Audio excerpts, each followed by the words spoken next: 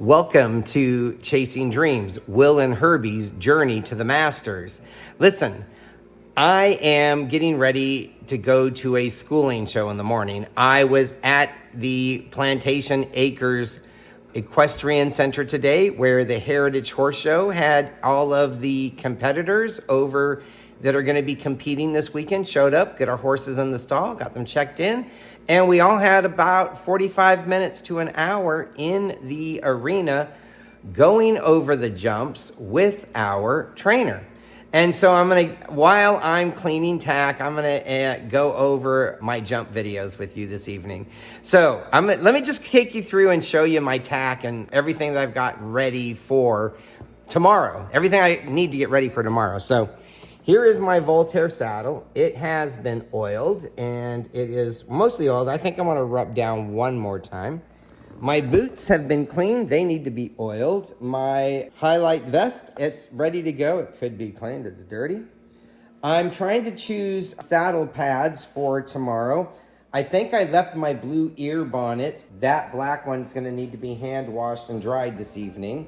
So I might be going with the rainbow for Saturday and the black for tomorrow, or I might run tomorrow night and go get the blue one so I can wear the blue. Really gonna try not to spend any money at the horse styles. I'm sorry, I gotta save my money for my entry fees, but I just never have the power to say no. And if she has like a cute sweater again, I'm a sucker for cute sweaters, to the chagrin of my husband.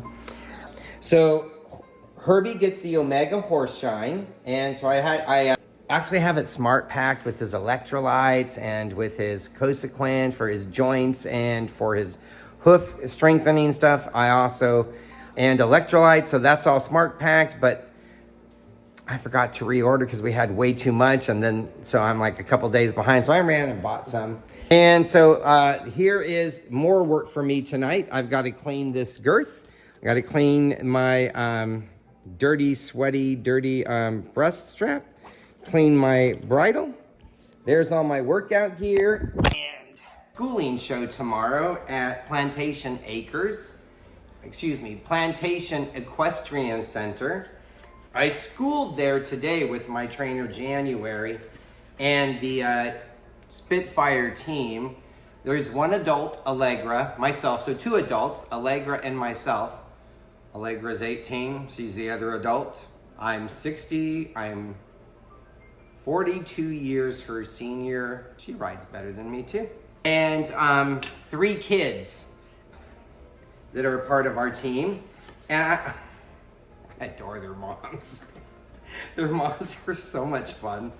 I swear, to be honest, they treat, and I like this, they take care of me. The moms take care of me like I'm one of the kids, and not rightfully so, but like I'm so absent-minded and I feel so like I'm so clueless around kids. Even though I raised 4, I haven't been around a child on a regular basis since my youngest kid graduated from high school. Bill and I lived in a loft downtown for 14 years. We traveled the world. Some of our friends have kids, but they were all adults. We don't even get like invited to very many weddings because the children that our kids grew up with never met us because they grew up in Canada and we grew up out here. I mean, we were living out here. So we don't have a lot of experience with kids, and now Bill and I are granddads, and that's been, okay, so I've seen my grandchild once. I really want a horse girl for a granddaughter. Oh my goodness, a horse boy, a horse kid. None of my children were horse kids, right? Like, and I know those of you who are watching this, the only people who would probably be interested in this vlog are people who love horses the way I do.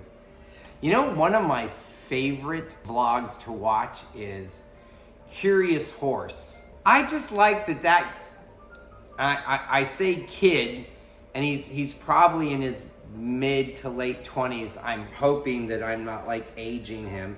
I mean, he could be, I don't know, I'm 60. Everybody looks like a kid to me. And I just like the way he interacts with his horses and the way he lives out with his horses. I mean, Horses are just amazing. For those of us who love them, horses are absolutely amazing. And being with them just kind of rocks my world on a regular basis. So, on to, now you know I love horses. On to, yes, Bendy. Yes, Bendy. Do you want to share the spotlight? Come on over here. There's nobody here. There's nobody here, Bendy. Daddy's just polishing boots. I think these boots will make it through tomorrow's show. They're already starting to kind of fall apart a bit. I could probably, like the laces are gonna be shot in a minute. That is one thing, I joke about it often, but it's not that funny of a joke, really. This is a super expensive hobby, and I'll run out of money before I run out of it. My tack is really, really dirty. I don't think I've washed my saddle since the last Horseman show. So, and here we are for the next Horseman show, giving it a nice good wipe down. Oil it up, make sure that she's ready for tomorrow. This is a dream come true. Today's ride was absolutely probably one of the best rides I've ever had. Like if I look at every single lesson I've had with January over the last year and several months, and I look at every horse show that I've competed in, if I were just to look at like my and Herbie and I's overall performance together as a team, it's never been better than it was today. And it's starting to me to feel like I'm starting to understand from a more intuitive perspective how to ride. Not perfectly yet, but a lot better than I have been riding. A lot more gentle, a lot more mindful, a lot more correct in my posture. The turtle snuck out a couple of times and I went like this, but interestingly enough, instead of it jerking me around a lot and me taking a long time to rebalance, as I have in the past, I just sat up, dropped my weight into my ankles, made sure that I didn't overreact with my hands. It was like my body knew exactly what to do.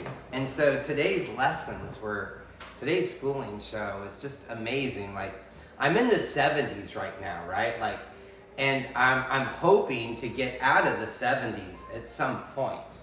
I'm supposed to be cleaning the saddle.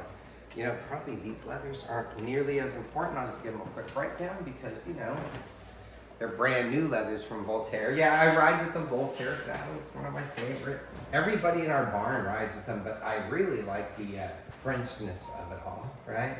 So it was just kind of, you know, when you think about it, right? Like as a barrel racer, I needed to move my horse around my barrel racing horse around the arena. And as a barrel racer, I needed to move my barrel racing horses, primarily my big top 1D barrel racing horse, LL Kathmandu. I needed to move him around the barrels. And using lateral leg movements, pulling up like this, if you're coming into the barrel and you're too close to the barrel, you go like, you just move the horse off like that. I rarely hit barrels because I was able to use lateral moves to not fall apart on the back side of the barrel, and I've been falling apart on the other side of the jump. I've been falling apart in the combinations. It's like I'm falling apart as I'm going around the arena, and today I just made this like concentrated effort to just be mindful. If I fall out of position, don't freak out about it. If I fall out of position, I told myself not to freak out about it, right? Like, if I fall out of position, just rebalance myself and carry on. And give myself enough time. Like, I kept hearing January tell me over and over and over again, right? Like, that the thing that I needed to do, and so I'm going around the arena at home. And to be honest, I'm deaf in one ear. So on the entire far side of the arena, there's a swamp, there's a bayou, there's alligator alley. You know, Jan cannot stand on the far side of that, and I can't hear her when I'm down there. And I can hear her sometimes, and I've been noticing that she's wanting me to sit down a lot quicker than I have been sitting down. Like if I'm coming down the rail and I'm gonna come around and then come up, down, the back side, and then come towards a jump. Like there's like 3 there, like whichever one she points me at, usually. I usually wait until after I make the turn, and I sit right as I'm facing the jump, and that could be 3, 4, 5 strides. And that's just not enough time for me at my level of jumping to maintain rhythm, to sit, to balance, and to make sure that I'm moving him from the back, and that I've got my reins all in the right space, and so that I can actually drive him into the bit and keep him very adjustable. And I've been giving all that control and power away. And so today I went in with a determination to just relax there, be gentle, let him come to me, push him in, propel him, that I'm going to sit before, like if I'm coming down a rail and I'm going to sit right before I come into the corner, so that I can start getting used to the rhythm of the sit, and that I'm propelling him at that. And I was able to maintain that propulsion and that rhythm much more consistently to the jumps. As you can see, I'm going to be running these tapes next to me while I'm giving this description. So you can see each time, like from the very first jump she sent me to. And you can even see there's this one time where I'm going over this gate with some plants, and I take down one of the poles over and over again. And I think it was the skinny. I kept taking the poles down in the skinny, going this direction twice, and she said, go the other direction. Break it up in your mind if you're having it. And so I broke it up in my mind. But both times what I was doing was I was coming around the corner and not looking where I was going, and finding myself on top of the jump too quick to get back. And then I'd throw myself forward. Weird, I know. But I did that a lot fewer times this lesson than I've ever done it before. In fact, I bet if you look at every single one of these, somebody's going to count the number of jumps that I just talked about in the schooling show. And I mean, in the schooling lessons, you'll see all the jumps, right? Because I'm going to post all the ones that were videoed. And someone's probably going to say, yeah, it's about 75, 80% of the time, Will, you were actually sitting back. Now, I think I was seeing that distance. I'm not there yet. Like my husband pointed out, he goes, you're getting too close to the jump before you sit and press. January, you're giving him too much power. My husband's going to be my biggest, maybe that's what you need to do though, January. Just have him sit by you and say, tell him this, tell him that, because, I kind of want Bill to be as excited about this as I am. He used to be super, super excited when I was doing this as a barrel racer. He actually likes this better. He loves going to the Grand Prix. He loves the caliber of people. I mean, there were people that Bill absolutely loved and still loves to this day in the barrel racing world, right? But there are some people that made us feel a little bit uncomfortable, like some of the blatant racism and homophobia that kind of exists in the rodeo world can be kind of frightening. And I was at a gay producer's barrel race once, and I had some of his clients and it's like, you're at a gay produced barrel race and you're coming at me saying that I'm too openly gay. That might be the truth. I might be too openly gay, but I always, as a therapist, people always talk to me about the same stuff, right? They try to control and change other people. And people can't control or change other people. You can partner with a person, and that partnership can lead to people cooperating.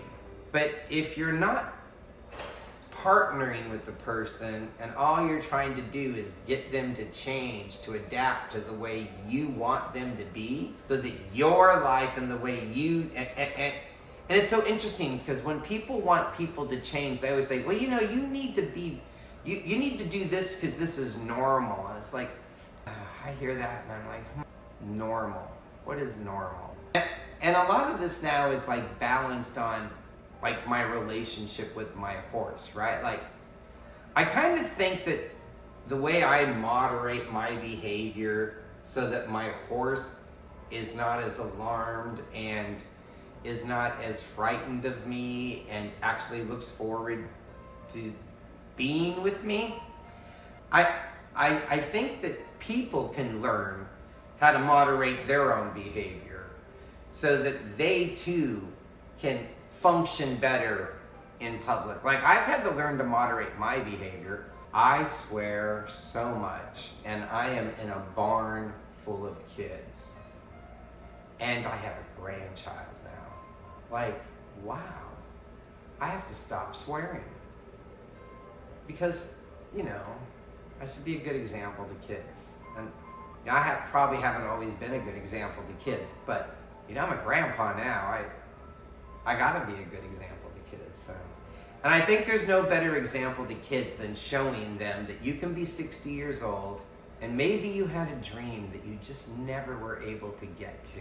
And if you didn't get to it, if you're 60, 70, if you're 40, if you're 30, if you're sitting at home and you're eating and watching TV and you're not moving anymore and life doesn't seem enjoyable, I've spent so many years and months where I got lost inside my own miserable space. And I got stuck inside my own miserable stories. You know, there's a lot of therapy, and I do therapy with a lot of people. I like to do therapy with people who don't want to wallow in their misery and want to look at their misery and say, I'm kind of done being miserable, and I'm going to do whatever it takes to not be miserable. In my life, every time I've done things that are new, that required me to learn, that required me to be uncomfortable, that required me to fall on my face and embarrass myself over and over and over again, I always came out somehow better. I don't know. I often, this last several months, this last year and a half, I feel like I'm a 13-year-old again. And I often think it's because I'm around 13-year-olds who are doing the 10-year-olds, 12-year-olds, 9-year-olds, that all these kids are doing the same thing. And there are plenty of adults. Today there was probably a 40-year-old dude that was practicing the meter. So I was like, damn, there's an actual dude at the schooling show jumping the meter. And I think I also saw another kid, maybe a teenager, who's jumping the meter too. So there are some dudes at the schooling show this week. That should be fun. I like it when there's some fellow guys to be with, and I like people my own age to compete with. I am always the oldest competitor. Okay, well, at least in like, well, maybe not. So generally, 60-year-old competitor, that's pretty old. There's not a whole lot of people older than me, but I'm having fun, so whatever. See you guys tomorrow with results for the first day.